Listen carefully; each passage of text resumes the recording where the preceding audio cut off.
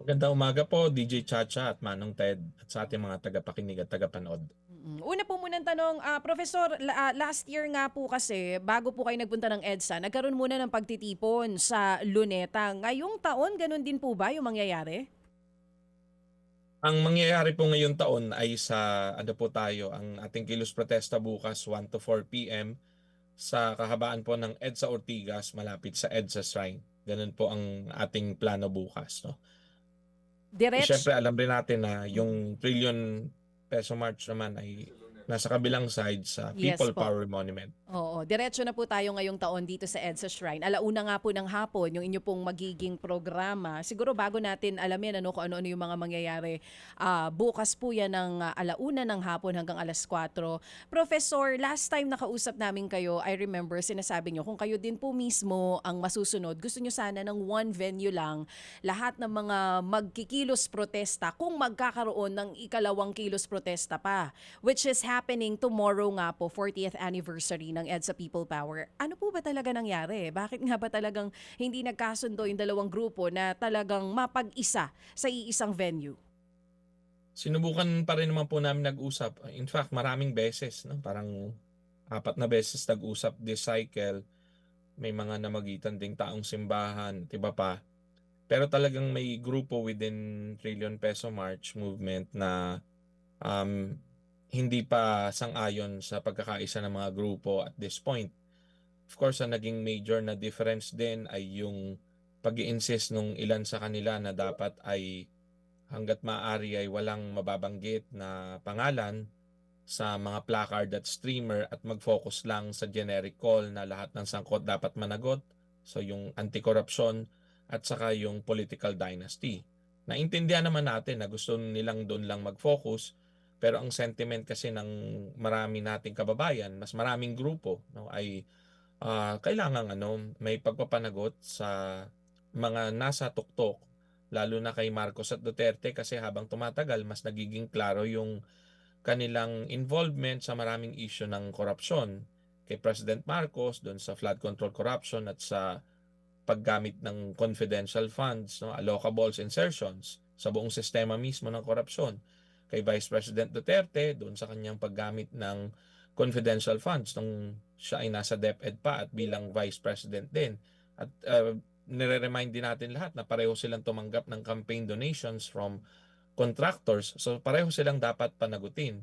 At yun ang naging a source of disagreement sa pagitan ng mga nasa Kilusang Bayan kontra Corakot at iba pang mga makakasama namin bukas 1 to 4 p.m. sa EDSA Ortigas at yung ilan namang mga grupo na ang focus ay yung mga pangkalahatang panawagan lamang.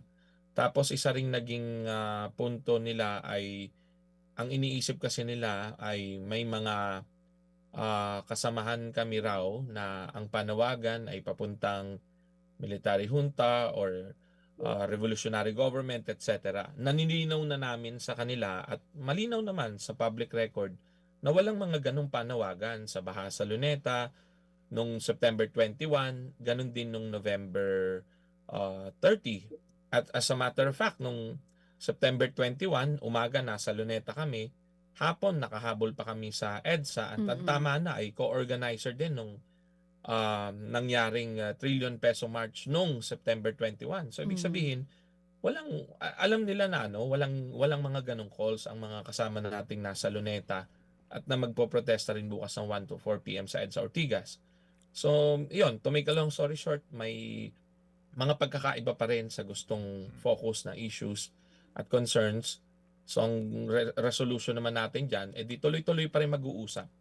Tapos sinubukan pa rin namin as late as few days ago na mag-reach out sa mga church people na highly identified sa TPMM Mhm. para subukang magkaroon ng at least I shared ecumenical prayer sa simula ng programa namin no, sa EDSA Ortigas. Kasi sabi nga ay pwede namang we don't march together pero there's nothing preventing us to pray together, di ba? Lalo na Mhm. 40th anniversary ng EDSA sa panalangin naman talagang dapat sama-sama.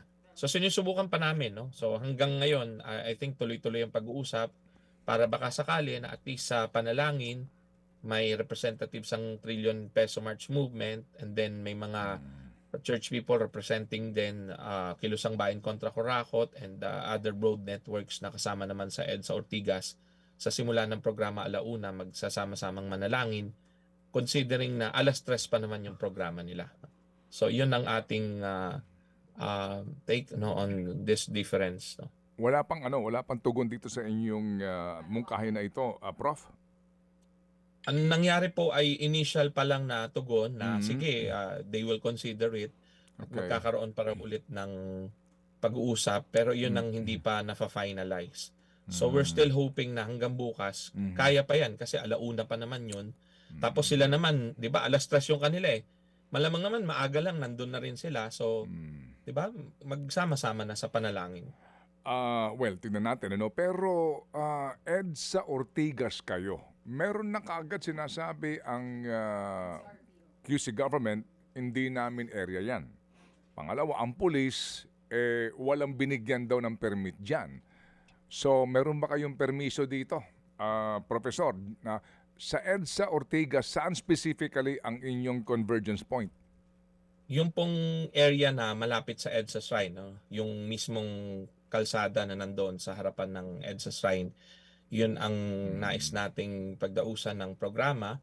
Nagpadala tayo ng letter requesting for a coordination meeting sa Quezon City Government. Nung mga unang coordination meeting, nakapunta pa tayo. Pero syempre, ang sinabi lang nila doon, hanggat maaari mag-usap-usap yung mga grupo kasi maraming ang ibang nag-file. And then nagpatawag pa sila ng pangalawa.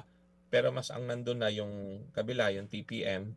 Tayo naman, ang public announcement na ng Quezon City LGU ay, yun nga, ibinabato nila yung ating request sa kabilang syudad, sa Mandaluyong. So, kahit may deklarasyon ang ilang leader ng police na no rally zone daw ang EDSA Shrine o yung vicinity ng EDSA Ortigas, I think ngayong araw ay magkakaroon pa rin ng coordination meeting with the authorities na nasa kabilang side, sa EPD, sa Eastern Police District. So, we're hoping na magiging maayos yung usapan doon. At na kagaya ng mga nakaraang taon ay rerespetuhin ng pulisya at ng gobyerno ang ating karapatan na magpahayag, lalo pa ito ay 40th anniversary ng EDSA. So napakahalaga nito dahil binibigyan din natin yung panawagan na tuloy ang laban sa korupsyon at kahirapan. So hopefully payagan naman.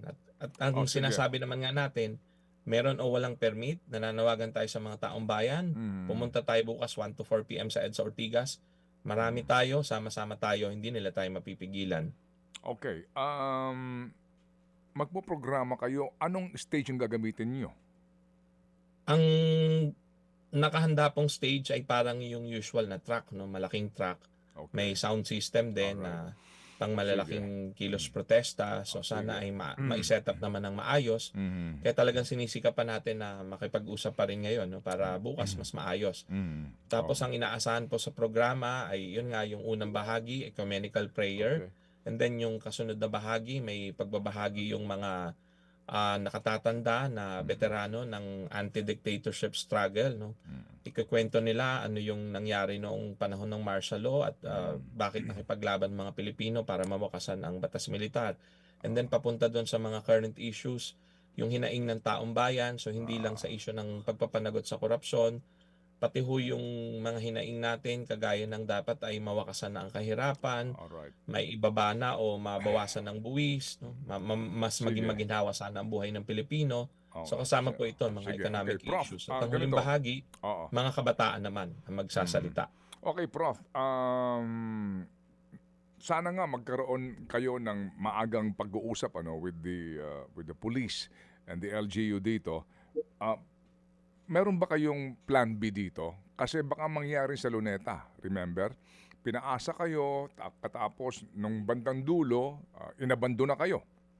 Hindi ba ng local government, dinribble kayo kung sa kayo tinaboy. And then marami na frustrate doon na mga kabataan din at yung mga yung talagang umaasa nga na magkakaroon ng formal ayos kahit pa paano na programa doon po sa Luneta. Wala naman kayong violence doon na ini-espouse. Wala ho naman kayong karahasan doon na gustong gawin . In this case, paano kaya ito? Yun lang ang sa atin dito. Meron ba kayong plan B dito? Paano kung magmatigas sa mga pulis? No permit, no rally, alis kayo dyan, itaboy kayo dyan. Kasi ayaw natin dito yung mga eksena na magkakapaluan na naman dito. Mga eksena na magpipilit tayo sa ating karapatan at kalayaan na pamamahayag pagkatapos ng mga pulis and instructions na buwagin kayo. Kasi nga kayo ay humihingi ng resignation ni Pangulo Marcos Jr. Sa tingin ko po ay kakayanin pa rin bukas sa sama-samang pagkilos ng maraming mamamayan. Depende yan sa dami ng tao na pupunta bukas eh. Pag nakita nilang marami, hindi na nila mapipigilan. Mhm. Ngayon sa mga nangyari ring mga kagayang kilos protesta na nalahukan natin, may mga instances na talagang halimbawa magmatigas doon sa isang specific location, magkakaroon naman ng mabilisan ding usapan doon mismo, no? Mhm. Negotiations doon sa mismong field. Di aatras sa kaunti ng lugar, Okay. tapos doon papayagan magprograma o kaya Ah. may maikling oras ng programa. Aha. So yung mga ganong adjustments naman ay depende na ho sa mga kaganapan na bukas. Pero we're still hoping na Sige. 40th anniversary to ng EDSA, Oo. sana maalala rin ng pulis ang kasaysayan ng EDSA Mm. na lahat ng taong bayan nagsama-sama Mm. sa pag-express, pagpapahayag ng kanilang karapatan at Mm. pagnanais na makalaya sa korupsyon, makalaya sa kahirapan at magkaroon ng totoong bagong Pilipinas para sa lahat. Okay, Professor, ikaw no mismo, ano ang may babahagi mo sa ating tagapakinig, lalo na itong mga bata-bata na henerasyon? Kasi nga ang tanong ko kanina, what is there to commemorate no? Sa 40th anniversary ng EDSA? Ano ba ito? Ano ba? Kasi nga, hindi ba, 40 years after, yung pa rin pinag-uusapan natin eh. And ironically, 40 years after, nakaupo yung junior. Yes.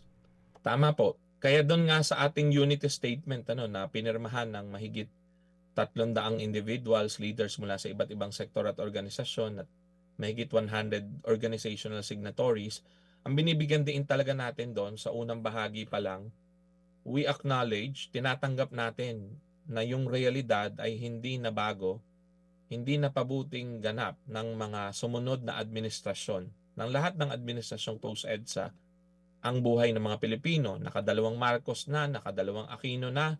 Sa 2028, baka makadalawang Duterte pa pag hindi na-impeach si VP Duterte.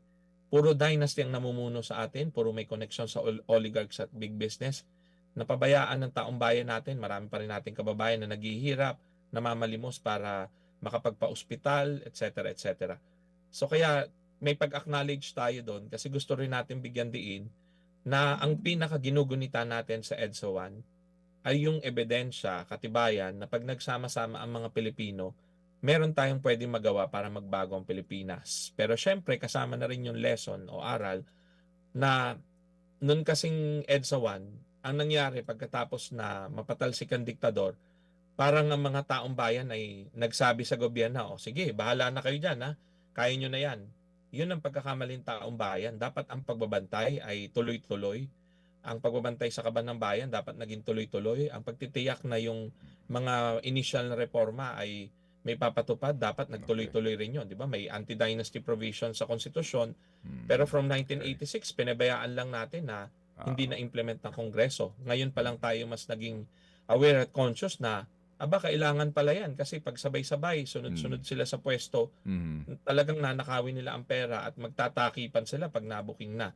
So sa tingin ko, iyon yung yun yung pinakagusto kong bigyan diin sa mga mas nakakabata na medyo sabihin na nating apathetic or negatibo ang tingin na nag-EDSA 1 na nun, wala nangyari. Ang sagot naman natin, may nangyari naman. Kasi ngayon, relatively speaking, kumpara noon, mas malaya tayo makapagpahayag ngayon. Mas nakakapag-assert tayo ngayon. Pwede nating sabihin na nasa konstitusyon na ating karapatan. Dapat sundin ang mga nakasulat dito sa Bill of Rights, etc. etc. So, may ilang mga karapatan din tayo ngayon na na-enjoy na produkto rin ng pakikipaglaban natin mula noon pa, kagaya ng free education, di ba? Dati wala yan. Okay. Pero 1986, sinimulan na yan sa debate sa Constitutional Commission. Noon pa lang may mga naggiit na bilang impact ng EDSA 1 dapat maiahon sa kahirapan ng lahat, gawin libre ang edukasyon hanggang college. Nung sabotohan sa CONCOM, natalo pa yun eh. Kaya hanggang high school lang ang nasa Constitution. Pero eventually, di ba, tinuloy-tuloy ng mga taong bayan ng laban dyan. Ngayon, we have free education. So Okay, yun ang sige. gusto kong Sige. maging inspirasyon din ho Thank you, natin Prof. lahat. Thank you. Salamat na marami for reminding us no na meron naman pong fruits itong EDSA 1 na ito, in all fairness. Pero yun nga, yung usapin ng korupsyon at dinastiya, yan ang ating, kumbaga, nakaugat na problema ngayon na unfortunately, mas lalo lang lumala, hindi ba? So, ano ang reaksyon ng inyong grupo ngayon tungkol kay Zaldico?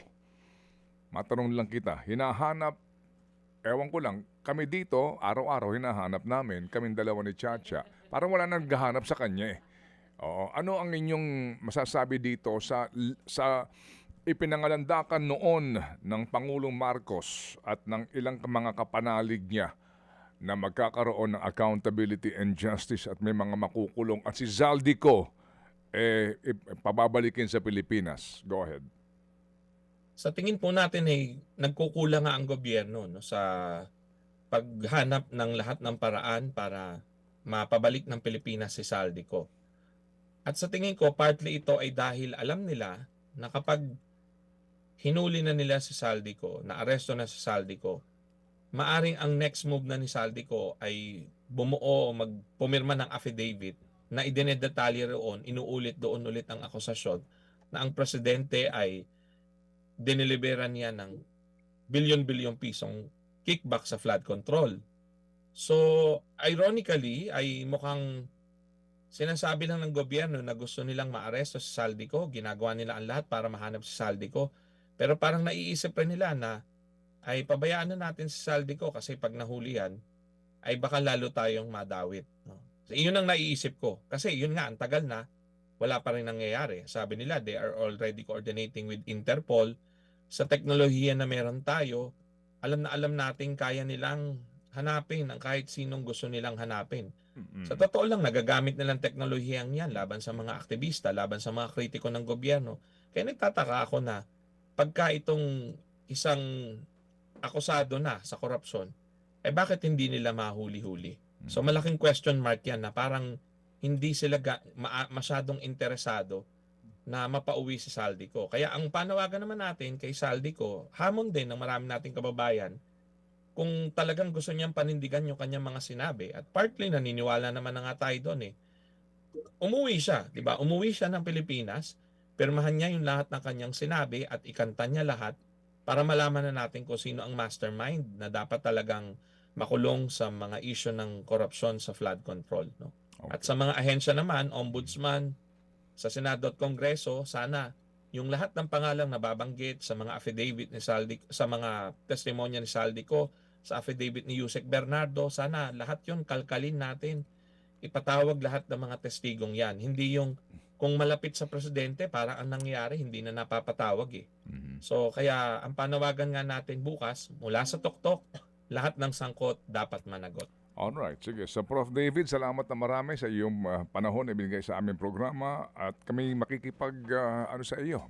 Balitaan bukas sa development nitong magiging mga pagtitipon at protesta dyan sa EDSA. Ang aming lang dalangin, sana payagan kayo kasi after all, mapayapa naman ito. Yung istorbo po sa traffic, given na po iyan. With all due respect sa lahat ng mga motorista, iwas na po tayo sa EDSA. Kasi definitely po, matraffic yan. At yan po naman po yung mangyayari lamang bukas. Bilang na lang, contribution natin dito po sa ating pong dapat na pinaglalaban nga, yung totoong diwa ng EDSA. Alright, sige. So, salamat na marami, Prof, at good luck sa inyo. Salamat po. Sana Gandang hindi kayo umaga. mabudol ulit bukas ng mga kausap ninyo. Thank you, Professor. Si Professor David Michael San Juan ng tama na ito ho yung organizer po ng grupong Baha sa Luneta. Mga kapatid, brothers and sisters, saan ka pa? Dito na tayo sa totoo. Dito na tayo sa True FM. Mga kapatid, mag-subscribe and follow po kayo sa social media accounts ng True Network PH. Yan po kami, hanapin nyo lang True Network PH, Facebook, Instagram, YouTube, TikTok, and podcast. mapa Apple or Spotify man yan, mahahanap nyo kami. Lahat ng mga napapanood at napapakinggan nyo po sa programa, nasa social media accounts namin yan. So, paano mga kapatid? See you sa social media!